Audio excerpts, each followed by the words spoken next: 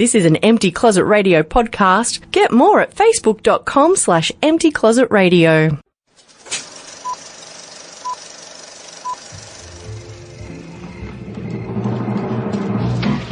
Hi, I'm Andrew. And I'm Sam. And this is The Empty Closet. The show for everyone, whether you're in the closet Or out and proud. or somewhere in between.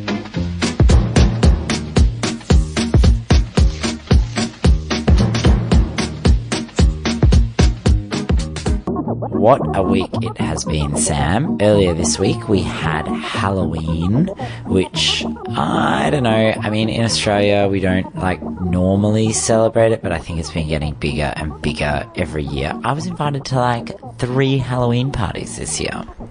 I think it's more that, children see it as an excuse for free lollies and adults see it as an excuse to dress up and act like however they want to. This reminds me of the Halloween party from Mean Girls, where they're like, it's the one night of the year where people can dress as slutty as they want, and nobody judges them. And then she's wearing, those pink bunny ears, and she's like, I'm a bunny, duh. And, yeah, there's something to be said for the market for sexy Halloween costumes that probably shouldn't be sexy. What do you mean? A bunny rabbit shouldn't be sexy? Well, no, for instance, one of the ones that came out this year was the sexy handmaid's outfit. So from the handmaid's tale, but you reduce the length of the cloak and turn it into a fetishy thing. So literally whoever watched that totally missed the point of The Handmaid's Tale. Yeah, and when they were asked, there was a lingerie line that kind of went with... Anyway, and then they were asked, what the hell's the go? You missed the point. And they're like, oh, it's a tribute to Offred, but, that's not her name. And her name comes up in the book and the show, and they didn't use her name. They used Offred. So, yeah, sometimes, do we really need these outfits to be sexy? I don't know, Sam. You're talking to the man who's currently gathering fancy dress outfits for an all-gay cruise later on this year. Yeah, but I can't imagine that you're gathering a sexy handmaiden's costume. No, but I have ordered... currently, actually, it arrived just recently, a very, very functional, military-styled costume. Yeah, I can understand that. My brain is stuck on Skip. Now I'm thinking about strippers. I apologise. Let's be clear, the only thing military about this is that it's got some camo print on it. But there's it's not very protective and not very functional. No, you should get a proper military outfit, but sew Velcro into the seams so you can just rip it away. Oh, and then I'll take it to one fancy dress party and lose all the pieces, and then I'll get to use it once. You could live with that. Probably. Now, on the other hand, my costuming is largely around nerd things, so pop culture conventions. So I have, broadly speaking, 2 costumes that are ready to go at any one time, and I mix and match from my costume box and my cupboard to make them. And that's that I am a pirate, and there's lots of different iterations of the pirate, except that I wear the same hat every time. Or it's steampunk. So steampunk is what Victorians thought the future would be. So steam-powered Victorian fashion. So there's cogs and there's explorers and there's, all sorts of things. It's all a bit crazy. I love the steampunk style. I might need to enlist your help with a pirate outfit. It is so I'm just assuming that there's going to be a high seas themed party, seen as it's going to be on a cruise. But I do need to make sure it's a slutty pirate. I'm sure that we can do that for you. Easy. What will I do? I need to a pirate hat. That's definitely it. No, you need booty shorts. Ha, ha, ha, ha. Because it can be puns. Well, I obviously need enough booty to make them work for me. I have seen some of the tiny pants you wear, and if you didn't have booty before you put them on, it certainly shows lots of booty afterwards. I don't know what you're talking about, Sam. All right, let's move on. Empty Closet Radio. Listen to us using your TuneIn radio app on your smartphone. Very smart. So there's clearly a lot of niche markets for costumes, and I imagine that I don't know, I didn't really get into costuming until I moved up to Cairns. And for some reason, Cairns has a lot of costume parties, don't you think? Well, there's a lot of like informal costume parties. So somebody's having a birthday party and there's a theme, or, you know, you have to come fancy dress. But there is a lot of, Cairns is big enough that there's a lot of special interest groups, but not quite big enough that they always have an official place to hang out. So for instance, from my side of thing, Cairns has a cosplay club. So people dress up as anime characters or characters from TV shows or comics or whatever. And then they meet up and hang out because there's no official events happening, because we're not big enough to have the official events, but there's still a lot of interest. We're big enough that there's a lot of interest. So people do it themselves, you know. Plus it's just fun. You know, you can't tell me you don't enjoy dressing up when you go to the out parties. Yeah, like that is fun. But what I'm saying is that before I moved to Cairns, like when I was living in a larger city, it was, I guess dressing up wasn't really a thing. Like people would just rock up with, I suppose also it was like dressing up was a thing in another way, maybe. Like it wasn't about how your costume aligned with the theme. It was about what your clothes said about your status in society, perhaps.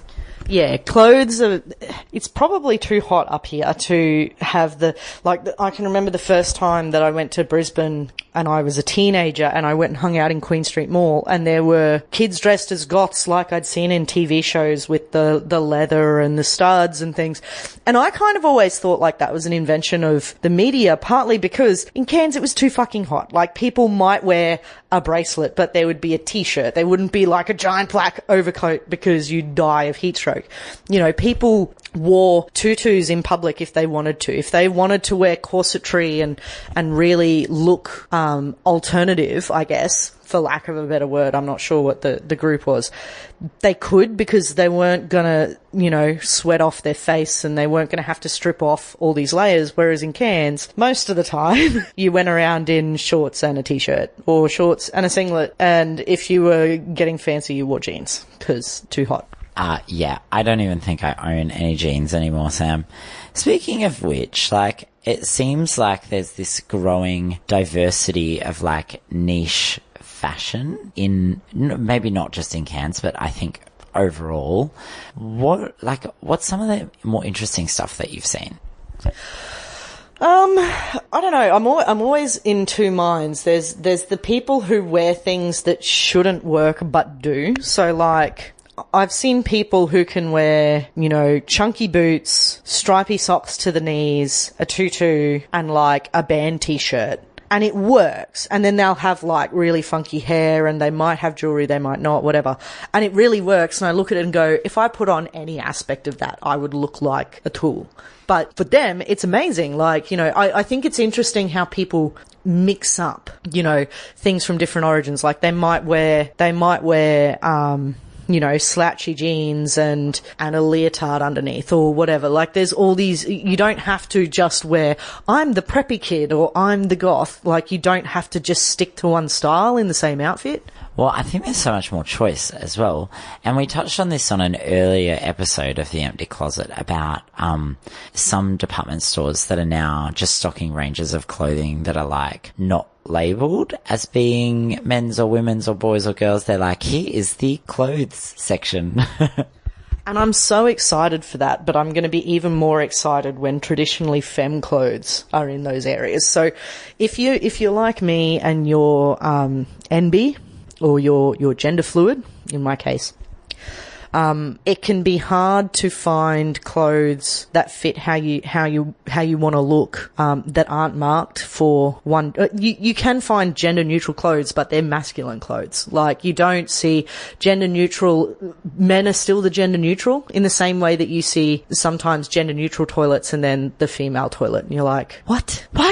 Like. It's almost like, but it's kind of baked into our society, and the process of unbaking that is going to take so much time. It's almost like, you know, have you ever tried to learn a second language where where all the words have like gender to them? And I mean, I tried to learn French, And our French teacher taught us, like, if you don't know, then just use the masculine version of the word, and generally that will be okay, because that's like the default. So I feel like there's something of that baked into our language and baked into our culture as well. There definitely is, and I think that it's also the fact that we've hit the point. Not everyone agrees, but we've hit the point that it's publicised that, you know, women can do anything and girls can be anything they want to be, but we haven't yet hit the point where, you know, if a little boy says, I want to play with Legos and do ballet, that their parents are necessarily going to be comfortable with that and that other people aren't going to bully them. But also, half the time when you see those inspirational, like, t-shirts about, I can do anything, it's still like a pink t-shirt and it's still like glittery lettering and there's still like a lot of femininity about that. Yeah, there's still a lot of gendered stuff coming into our non-gendered outfits. Although the little stores are changing that, those niche stores are changing that, and we'll get into a bit more about that shortly. Empty Closet Radio. Like us on Facebook. We're still chatting about clothes, which is unusual for me, Andrew. Now, I was saying that, you know, little stores are starting to fill these gaps and fill these interests. And we were talking a bit before we were recording about why this was. And I think that one of the big influencing factors is that traditional advertising is no longer the primary way that a lot of people, particularly young people, learn about what they're interested in and what they're doing. So it used to be that you got all your clothes from the department store and maybe 2 or 3 other small stores, and what they stocked was what you picked from. Well, and also what they stocked was curated by like one person, or if you were really lucky, like a team of maybe like 3 or 4 people. Yeah, and they told you what you were going to like. Definitely get told what you're going to like. But I think like there's still some of that happens. It's just that the people who are telling us what we're going to like don't actually work for department stores anymore. They work for themselves on whatever social media platform of the day is. Yeah, social media influencers play a role, but I think also that, you know, well, steampunk's a really good example. 20 years ago, if you didn't already know someone that was interested in steampunk, like there wasn't really a good way to connect with other people who were interested. And most of the people, like there was some fiction kind of being written, you know, but it was just kind of seen as weird. But because there's now webcomics and artwork and people meet up at conventions and people make clothes with each other, that there are stores that sell this. There are stores that specialize in alternative fashion and they've taken it on board. But there's also people who are like, you know, working on an online marketplace who are just selling their own goods, and you can directly communicate with someone. If you can't make your own, that will give you what you want. And I think more and more you're seeing that, like, and this is where some of the really gender neutral clothing is coming in. More and more you can go and speak to someone on the internet who goes, you know, I specialize in making suits for fat positive femmes or whatever. Like I specialize in dressing big and tall women no matter your background. And that means that you can get a stunning evening dress if you're 7 feet tall. Like this is not something that you weren't someone who was marketed to before, but now you are. Yeah, well, I think that all that plays a part. But I also think that this growing diversity is like a symptom of our affluence as well. Like, I feel like most Australians probably don't appreciate how rich we actually are. Like, when I know that we still have lots of issues in our society around poor housing and around affordability for a lot of different things, but I do think that these are, if we change like the bubble that we're looking into like globally, like just by living in Australia, you are definitely more affluent than the majority of the people on the globe. So I think like all this choice that we have in fashion is flowing from that, and people are just like loving getting all the different things. And partly with some of the different ways that we can manufacture things now and the ways that we can connect with manufacturers, it means that we're getting things that are made that are more like our individual styles. Like it's more common to have something that's made just for you rather than having something that was made and then sat on a shelf and then you found it. Well, I guess that depends how far back you go, because it used to be the thing that your clothes were only made for you, and mass production became a thing in the last 100 years or so. And before that, it was different again. Yeah, but like if we're talking about pre-industrial revolution, then a lot of the clothes were like super conservative because you had to have that one shirt. You could only afford to buy like one shirt that had to be for like work, weddings, funerals, everyday wear. Like it had to be versatile. But there's also the thing, I'm not sure that we agree about economics, and that's a discussion for another day. But I actually think that some of that is not so much, it's not always a reflection of our affluence, because I think if you go back 30 years, you can argue that Australians were just as affluent, if not more affluent than some of them are now. But what your money bought you was different. So, for instance, this is the flip with young people, is that housing is more expensive, but travel is cheaper. So the cost of some things has come down, and the cost of by cutting out that middleman as well, by cutting out the storefront and the rent associated with that and things like that, you bring down the cost of say an individually made item to what it was 30, 40, 50 years ago. Not even taking into account the reduced costs of making some of the fabrics and things like that. So even all other things being equal, some things cost more now than they used to, but some things cost less. And by costing less, it makes them more accessible. In the same way that flat pack furniture means you can fill your house with more shelving than if you have to have everything individually carved and hand pieced together, because one of those costs more than the other. When you said shelving, I thought you were about to say something else about the furniture. Thanks for listening to The Empty Closet, brought to you by 1019 Coast FM Cairns.